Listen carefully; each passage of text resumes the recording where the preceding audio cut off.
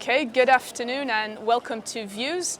And this latest debate is looking ahead. We're 6 months down the road from Paris and the international climate deal that was reached there.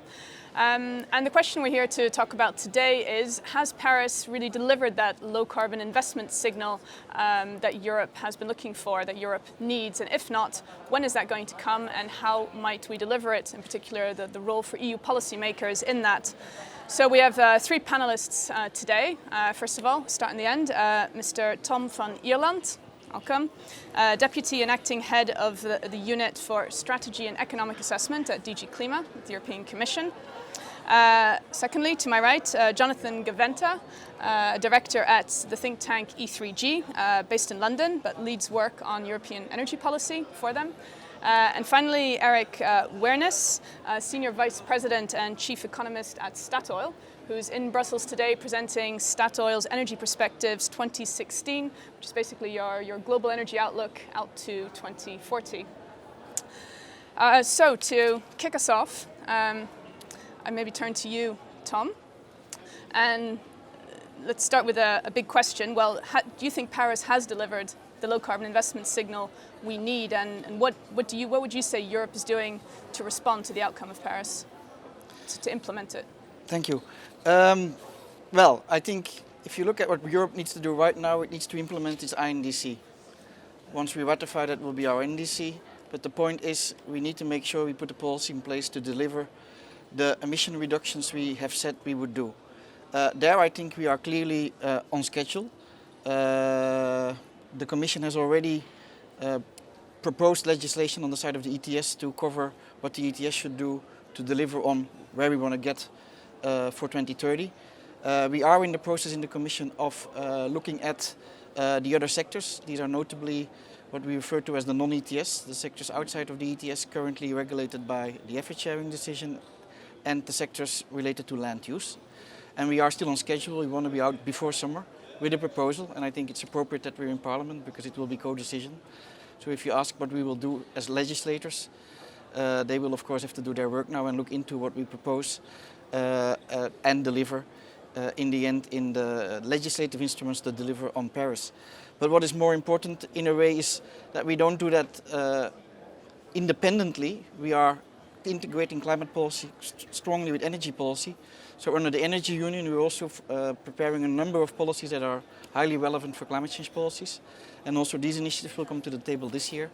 Think about energy efficiency, think about renewables. So I would say the Union is well on its way to prepare itself to deliver on Paris. Just one follow-up before I turn to the others. From what I understand, the Work Commission's also been working on new energy market scenarios which underpin all of these new proposals that are due out. Are they also out before the summer? I assume you relate to projections now, or are you relating to the fact that we're developing the energy market initiative? Energy market, the reference scenarios, so okay. The scenarios which look at what you think will happen to gas demand, etc. We basically have a 2 to 3 year cycle that we evaluate what current policies deliver on the energy system at large, and we link it through the non-CO2 emissions to give also a picture on what it means for greenhouse gases, and those scenarios will also be out this summer. Okay, so they'll be out before, together with the July package? Yes.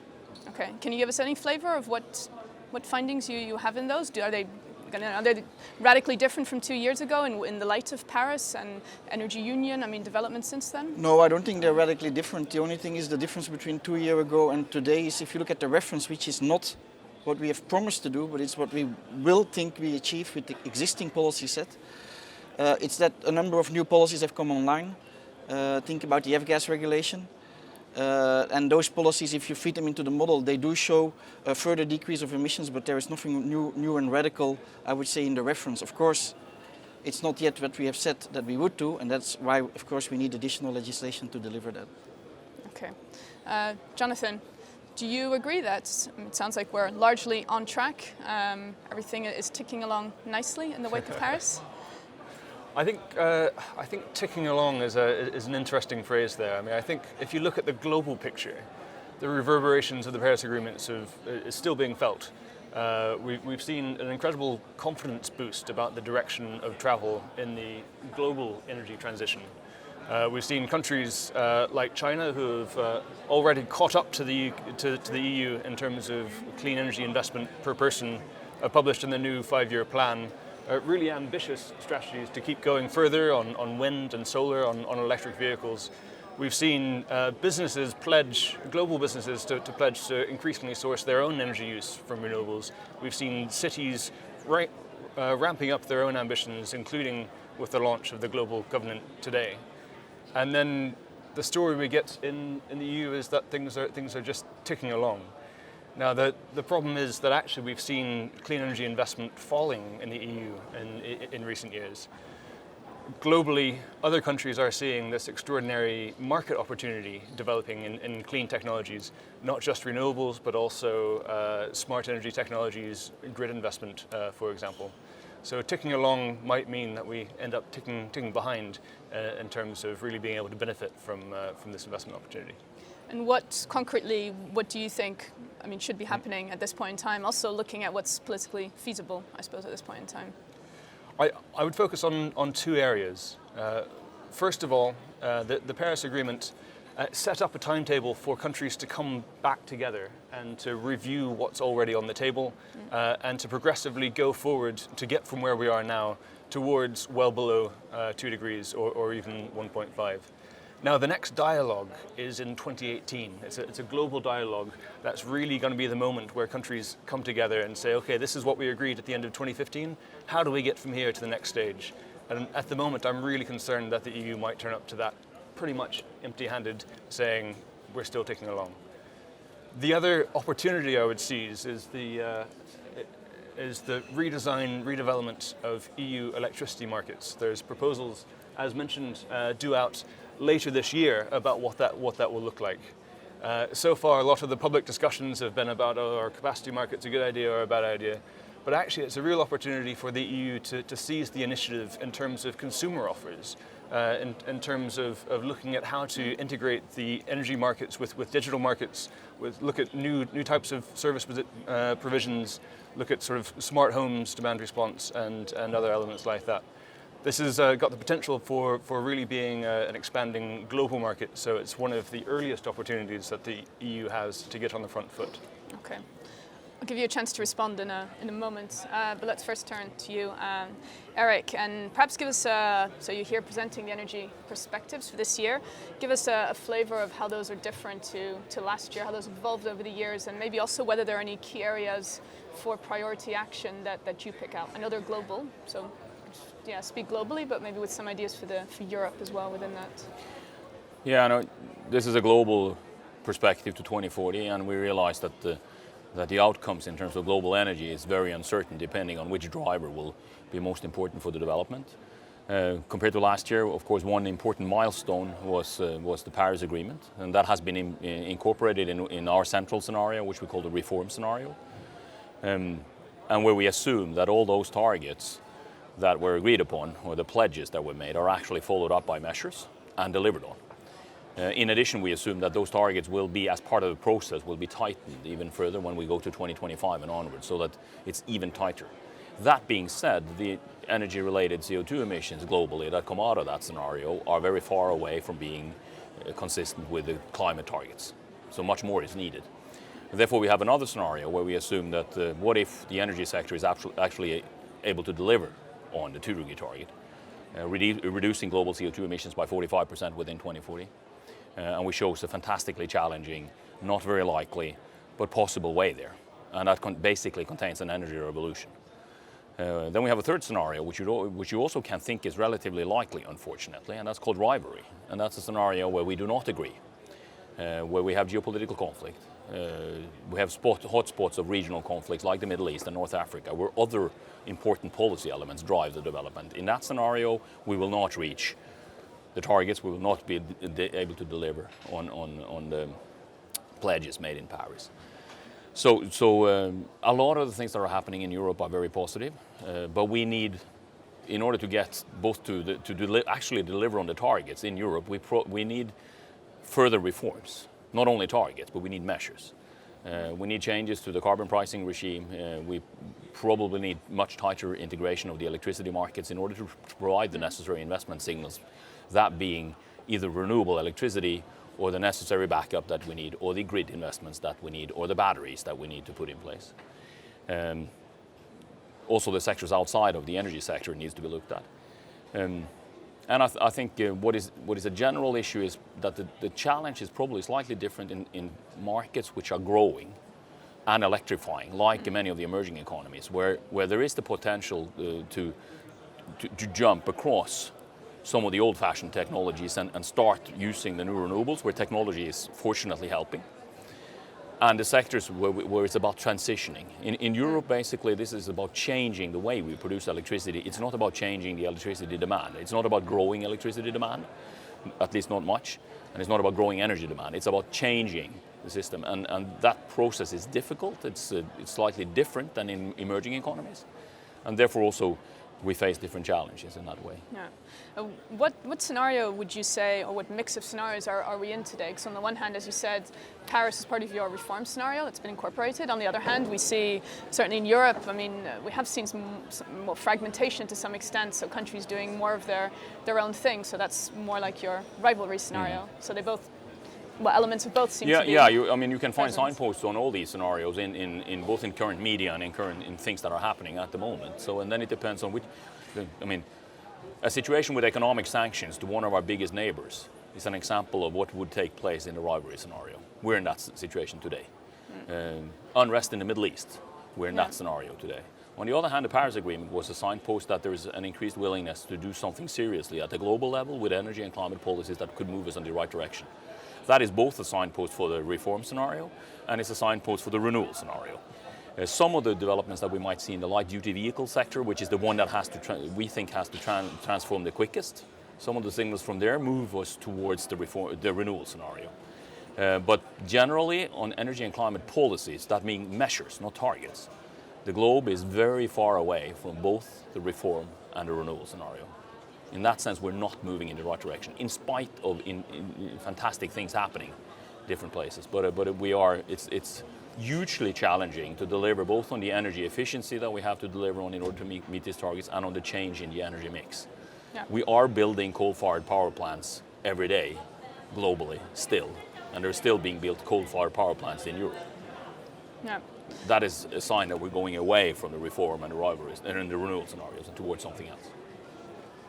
Okay, maybe coming back to you, Tom, maybe a reaction to you've heard, and specifically, I mean, one of the points, for example, in 2018, what do you imagine what would the EU come to the table with? Well, it doesn't have to be new targets, but more specifically, perhaps new measures. What could we say? Well, this is what we've done in the meantime. Yep.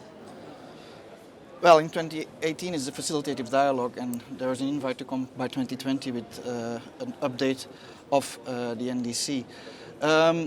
Talking about measures, I think that's an interesting element. I think, well, sorry that I say so, I do think in Europe there are a lot of measures. CO2 in cars is a measure that impacts the transport sector.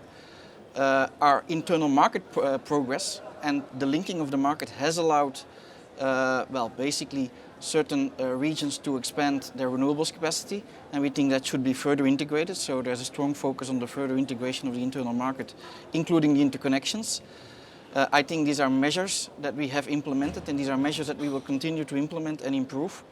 Again, these are all elements that are on the package, be it this year, be it in the coming years, that we will bring forward. So to say that, well, you could call it ticking, but yes, the clock is ticking in Europe, and we are doing that, and we are transforming our measures.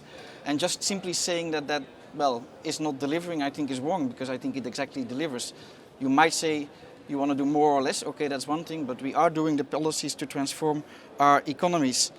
I'll keep it there, but I would not be so negative about what we as Europeans are doing to prepare ourselves on measures, let's put it that way. Yeah. And do you think the pace is high enough? Because I guess one thing is the problem with climate change is always a timing issue. So we may get, we are putting things in place, but is it going to be enough to help the world peak emissions in the next five or 10 years? That's a different question. I don't think the action that the EU will do will lead to peaking. In a way, we are too small in emission profiles these days to deliver that feat. Has things changed in the world? I think they have. Yes, I think we all recognize that we are not on a 2-degree pathway. And we also recognize that we need measures to implement the NDCs. And often it's asked, what is important about Paris? Well, what is important that people now implement the NDCs. Because indeed the NDCs are often target related, and target doesn't mean the measure to deliver on the target. Am I hopeful? At least the biggest emitter globally has seen recently a scaling down and actually a plateauing of emissions. Is that due to measures or is that due to structural changes? I think it's both part of the answer. But then again, because it's also part of the measures, you need to be honest enough that it's good. I mean, the fact that we are not number one in investments in renewables these days is a good thing, because others who need more investments to get there right now are starting to do that. So I wouldn't look at it from a bleak perspective that we are not per definition the biggest investor right now in renewables. I certainly see that the global growth in renewables investment is a very good thing, up nearly a quarter last year. But the bleakness that we're talking about isn't because global investment is going up, but also because European investment is going down. You know, the number of people employed in the solar sector last year, for example, fell rather than rose, and this is happening at a time where Europe is still facing an employment crisis. Still badly needs investment that we just haven't been able to mobilize. So I would certainly agree with the perspective that there's a difference between fast-growing economies that are rapidly electrifying and economies that perhaps aren't growing quite to the same pace and have large amounts of electrification already. But I think there is a need to look at how that investment can start growing again. And actually that's a question of not just promoting investment, but also some disinvestment of high carbon sectors to make the space for lower carbon investment as well, starting probably with the coal sector. Yeah, I think on this investments in the new renewables that we're facing and that we might have some challenges in order to continue the growth in Europe as well, it's also one of the early signals that it is a bit difficult to foresee how you can operate an electricity system with a business model that works for all participants when intermittent seasonably varying renewables come in and take a large part of the electricity system. That's when we need to integrate the 28 EU countries and the rest of Europe into one system. We need to regulate both the grids and the backups and the batteries that we need in order to sort of show the industries that this is a business model that's actually going to work, that you can make money on electricity, and where it's not only the marginal, the new investments on top of something, but we need to cater for the system costs. And that is a challenge that hasn't been solved, which is something that we have to look at going forward. Then also on the global scene, what is important to remind ourselves about is that electricity is today 20% of the overall final energy consumption. And that is growing, fortunately. In some countries it's growing from very small shares and up. It can potentially grow to 30 to 35% of the overall energy use. But not everything can be electrified. So we also have to handle, in order to address any of these climate targets with measures, we also have to look at the potential for energy efficiency in the other sectors, for some decarbonization, in particular to get coal out of the mix, and then see how efficiently we can do it with other parts, because we cannot electrify everything. And then it's about where does that energy come from? How much of that is oil, how much of it is gas, how much of it is biofuels and new renewables, and how much of the remaining energy will be coal. We will still need some coal. Yeah. And then how much of that can be where we can mitigate the climate impact with carbon capture and storage. And there's no silver bullet here. This is something that where we have to look at all kinds of measures in order to go in the right direction. And what happens to oil and gas in your different scenarios, or what's the range, and particularly for the 2 degrees one? Yeah, in our 2 degree scenario, what we call renewal, where we actually reach the target, oil and gas will still be 45% of the overall use of energy globally. It's slightly above 50 today, and it will go down to 45 out of something which is just moderately larger. So the total demand for oil and gas in that scenario is slightly less than today. The gas demand is flat globally. That's the most conservative estimate, the lowest estimate that I've seen from recent forecasts. While the oil demand is going down by 15 to 18%. So we will demand slightly less than 80 million barrels per day of oil in 2040 in that scenario. And today we demand 95 million barrels per day. And it's a huge challenge to be able to deliver that, because we need a lot of investments just to keep production from falling. So, and the overall new energy we need from oil and gas in that scenario, the sum of all the oil and gas delivered in 2040 is more than twice the new renewable electricity that we need. So we need to invest in both. Both to be much more renewable, if you like, or low carbon in electricity, but at the same time provide sufficient amounts of oil and gas for the remaining energy use.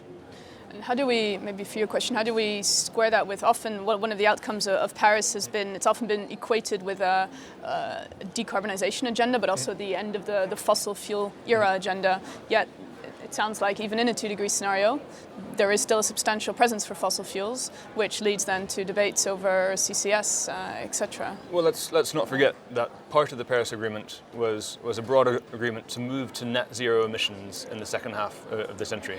Now, it may sound like a long time away, but for Europe that probably means getting towards net zero by approximately 2050. If you're building new oil pipelines, gas pipelines, they could last for 40 to 60 years. So all of a sudden, that global agreement about the direction of travel rolls backwards and starts biting into investment decisions that are happening now. My concern is that some of the message that we've been hearing from the oil majors, not necessarily just Statoil, but some of the others, has been, oh well, we'll always need oil and gas, we'll always need this out there, so we need the investment. The coal industry was saying something similar a few years ago. The electric utilities have been saying similar messages, that the future looks pretty much like the past. And those two industries are industries that have been massively disrupted by a much more rapid change in technologies, much more rapid change in consumer behaviors than were being expected. So I wouldn't underplay the possibility and the potential for the future to be much choppier, much more dynamic, and perhaps much swifter than is sometimes exposed. First of all, I think it's important to be realistic about, we're very far away from going towards the 2-degree target. If we're to go even further, as signaled by some of the sentences in the Paris Agreement, we do not know anything about what that entails. IPCC has been asked to look at that and they will do by 2018. I think we then have to face up to the reality that what is needed then probably cannot only be discussed within the confines of the energy industry. Then we seriously have to talk about other elements, whether that is agriculture, food habits, forestry, all other kinds of sectors where we have to change something significantly in order to get to anything like net zero. And we have to start counting the carbon binding in our forests, which we do not do properly at the moment. So that is, but we're so far away from the 2-degree target that just getting there requires a fantastic revolution in many senses in the way we use energy. And it is not about Europe. This is about delivering on the UN sustainability goal of September last year, which was also updated, telling us that we need to provide clean and affordable energy to all by 2030. We have 2.4 billion people in the world that do not have access to clean cooking and heating facilities today. That's a challenge for the global energy industry as well. And it's not sustainable not to address that either. Yeah. So it has to be both clean and affordable, available, and it has to be there somewhere between 2030 and 2050. And we're going to get 2 billion new people on the globe by 2050 as well. So this is about energy sector doing its part. It's about our energy use changing, but it's also about a lot of other issues. And it's about cost efficiency measures. Yeah. Yeah. Well, two views on this. First, for Paris, I think the important thing about Paris is that, well, we talk about it often as a bottom-up process where countries will themselves define what they want to do, but what they have pledged, or what they've committed, sorry, that's the correct wording, is to make sure that they increase that over time. And I think there, Paris is, well, one, what they have brought to the table now is already something different than what we would have seen as business as usual only a few years ago. So I think that change has happened. I think the interesting thing about Paris is also that if you read through the INDCs, they are often linked with local development goals. If you talk about the need to supply clean energy to all, I think nobody would say no to that, but the question is how to do it, and there are different pathways to choose. And I think NDCs are, they are a good starting point to be very concrete on how those pathways will be walked. So one thing about Paris. On the question on the kind of energy carriers and what that means for a low carbon future. At least in the EU, I think we have started to create transparency on that. We made a 2050 low carbon roadmap already 5 years ago now. That was in 2011. That was linked to an energy roadmap, and I think if you look through that and it had some thorough impact assessment attached to it, you start to see that it does impact the kind of energy carriers you have in Europe. And of course we do know where the ones who are carbon intensive have a bigger reduction in consumption than others. Another element there what I think was interesting is at the time when we came out with that, we asked both sectors and stakeholders and governments to develop their own 2050 roadmaps. Different sectors, different stakeholders have done that in different ways. But just to say, I think even Statoil, the fact that you look at all these scenarios these days is a change compared to what you would have done a few years ago. So I think stakeholders at large are looking at what a low carbon future could mean for them.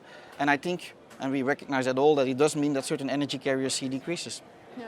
And do you, one of the points that the other two both mentioned was that, especially because Europe is not a growing, demand is not growing here, so it's more a transition than adding on new capacity.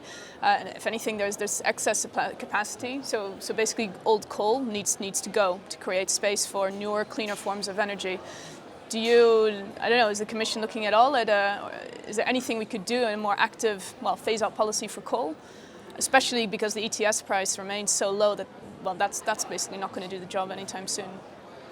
Okay, number of things. I'll come back to that in a second. One, yes, in a way we are a region where certainly population growth is not as big as in other regions, but it's not that our energy demand per definition is static. I mean, we need energy efficiency measures to make it static and to make it decrease over time. And one of the things when we came forward with our 2030 targets was this fact that if we want to deliver on that, we also need to halve again our energy intensity of our economy. So just to say that this is not per definition, I mean that it's not unimportant for Europe also to look at energy efficiency and to deliver on that. Regarding the coal sectors, I think we have a good instrument to indicate what the total amount of emissions can be in the electricity sectors. It's the ETS. You say that the carbon price at present is too low to give sufficient investment signals. Yes, it may be. But I assume that an investor will also look at the future when it makes an investment decision. And there I think we only recently had the evolution of the market stability reserve, but that will only enter into force in 2019, which we hope will have a positive impact on the carbon price evolution then. And we assume that it also is factored in investment choices already today. So not to say we have vehicles out there. I think another part, I was actually quite recently in a coal dialogue. It's also with the sector to see how that transformation can happen. How can you do the restructuring? And it's quite interesting to see that will also require other policies, totally different policies. Think about social policies, think about employment policies to restructure those industries. So I think the way how to tackle that will need different avenues and different policies. Okay, but it's the ETS that will give that in the long term. That's the main signal, the main decarbonization signal going at forward. Present, that is, I think, the policy instrument at the EU level that gives that clearest signal. Yes. Yeah, go ahead. Well, I think related to this carbon price issue as well is that, I mean, a couple of points there. There are several ways to get to an implicit or a real carbon price. The American way of doing it is the fuel efficiency standards that de facto eliminates the possibility of building a coal-fired power plant at the moment. The implicit carbon price for a coal-fired power plant is then infinitely high in a sense. We advocate for a carbon price, we advocate for a global carbon price because that gives the clearest investment signal. Increasingly, the oil companies, we included, we use a carbon price which is much higher than the ETS for any kind of investment decision where it is, no matter where it is, in order to have that as a threshold for which we think, this is what we think any project has to deliver on going forward. So in our case, we apply a $50 per ton globally, no matter where it is, and in Norway and UK where it's higher, we apply the higher price. And increasingly all companies are doing that, reflecting on the uncertainty and what we are thinking that has to come. It might not necessarily be a carbon price, it can be fuel efficiency regulations. In Europe, we also have fuel efficiency regulations on the transport sector, which works as a carbon price, right? And is one of the reasons why the car producers now see, after the Volkswagen scandal, that that they need to produce different car models. They announced that they're going to have a series of electric vehicles is one of the changes that might come. And that's the type of change of behavior you get even if the carbon price is low. But ideally, because the carbon price, the ETS price is a very good market-based efficient measure, it should be higher. It should be giving a clear signal. And the irony is that the cheaper renewable electricity becomes, the more we subsidize that. In a sense, that counteracts the price of ETS as well. So we need to think about both, right? Do you want to come back? Yeah, I think sort of every week for the last decade, there have been events in this town where people have sat on panels saying we need a stronger carbon price and a better functioning ETS. And yet that still hasn't translated through into real investment signals, either for low carbon investment or giving the confidence that the high carbon infrastructure that's already on the system will come out in an orderly and phased fashion. So in the absence of that signal coming forward, I think we're seeing increasingly national measures stepping up to pick up the gap, whether in the UK, France, Germany, a number of other countries are looking to give a much clearer glide path about when they expect coal plants to close. And it's not done as an environmental measure, it's done as an investment measure to make sure that the investments in the rest of the economy come forward to make up that gap. And so some of these bottom-up measures, I think, are beginning to disrupt some of the policy conversations in Brussels and disrupt the idea that somehow a price will magically appear that will do all the hard work for us. Do you see anything in the EU ETS reform currently underway that could deliver a meaningful price? I mean, as close as possible to 2020? Well, I think strengthening the ETS is always a good idea. I'll appear on panels saying yes, it's a good idea to have prices, but the stronger price will be mainly affecting more short-term operational decisions rather than the longer-term investment decisions for big capital-intensive infrastructure that's going to last 20, 30, 40 years. Because the uncertainty over that time horizon is always going to be too high for a politically administered measure like the ETS for the faith to be that high that it will still be there over that time. So what can the EU do? I mean, ideally the EU, we have an energy union, Yep. which is in theory taking shape. Yep. So these decisions, especially longer term decisions, shouldn't be being made on a purely national level. That's completely counteractive to runs counter to the whole concept of the energy union. So what could flip that round? Indeed. Well, the main priority is to stop talking about the ETS in a vacuum, which has perhaps been the case in the past.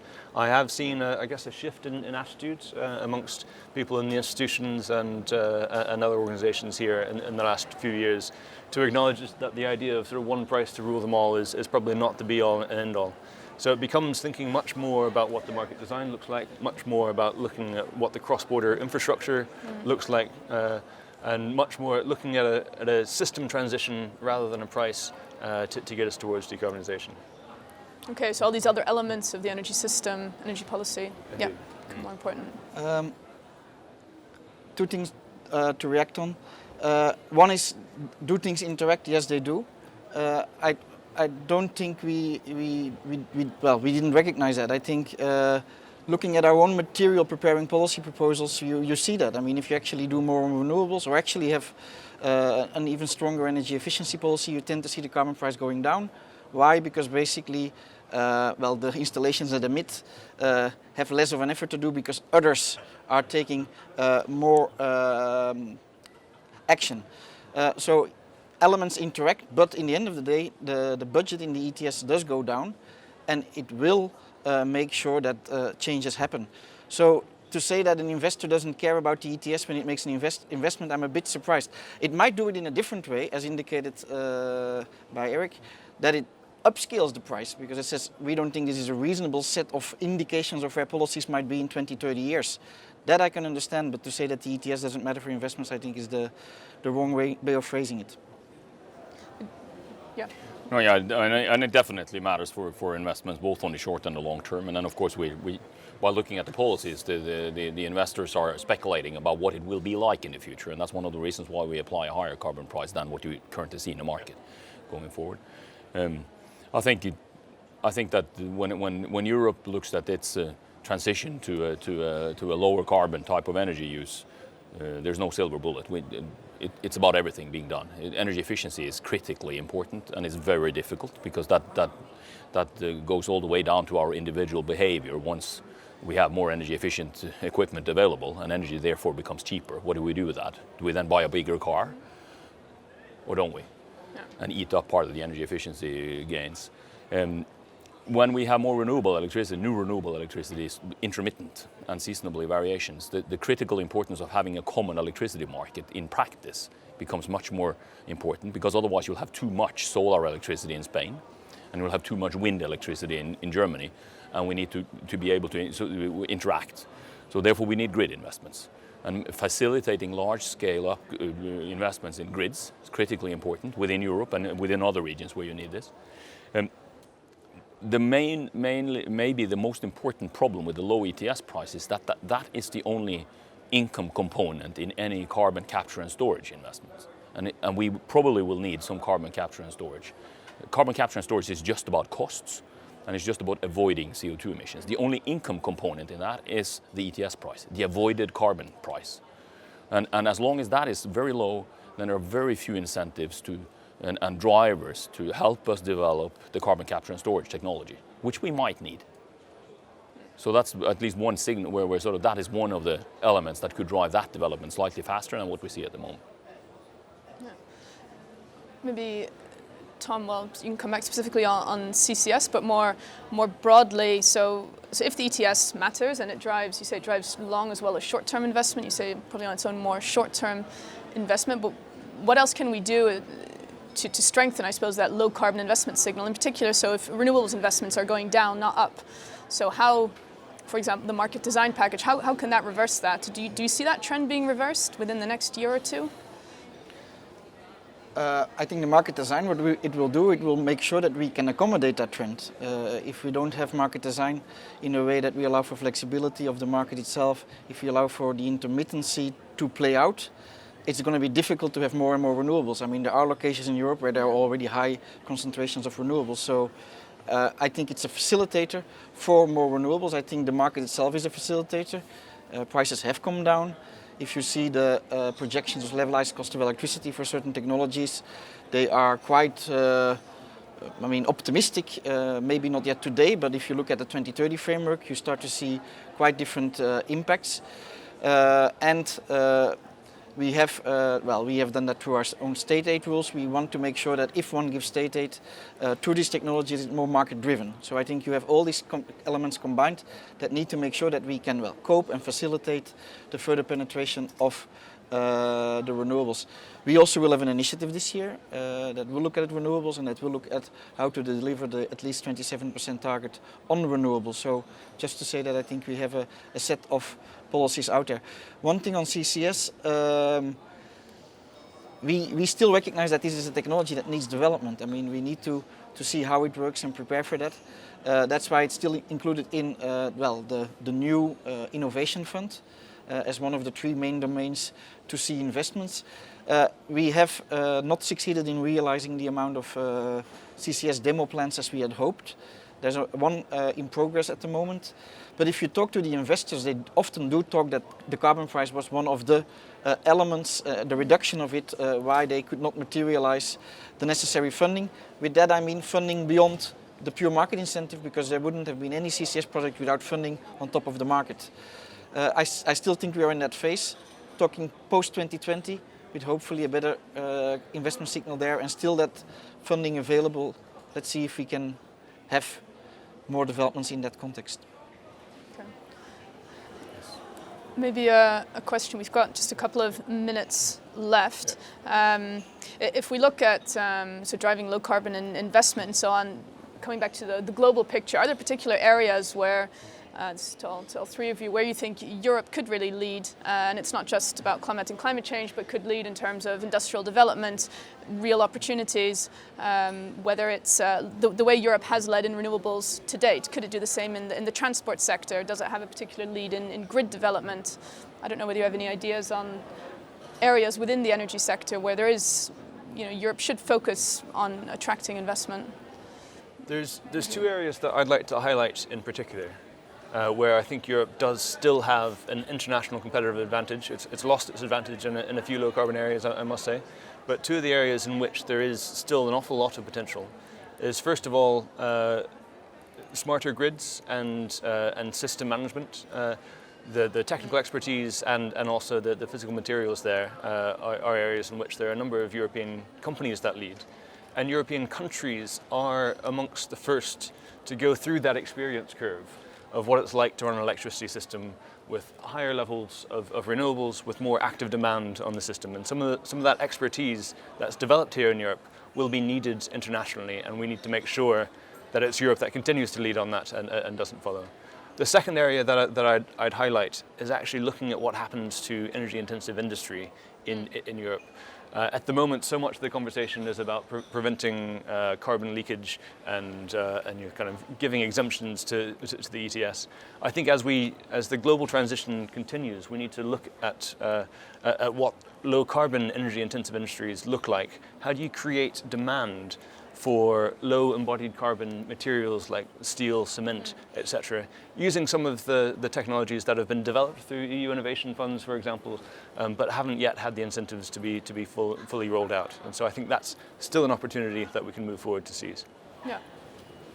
I think also that there's a potential here for Europe to show how can you go about and regulate this industry. There's something about the framework conditions for electricity production in that type of electricity system where the rest of the world will be looking to regions like Europe to see how can we do it. And we haven't figured it out yet. How can we have a business model that actually operates well, that directs the electricity where it's going? It's demand management, it's supply management, it's incentives for the consumers, it's incentives for the producers, it's integrating backups and batteries.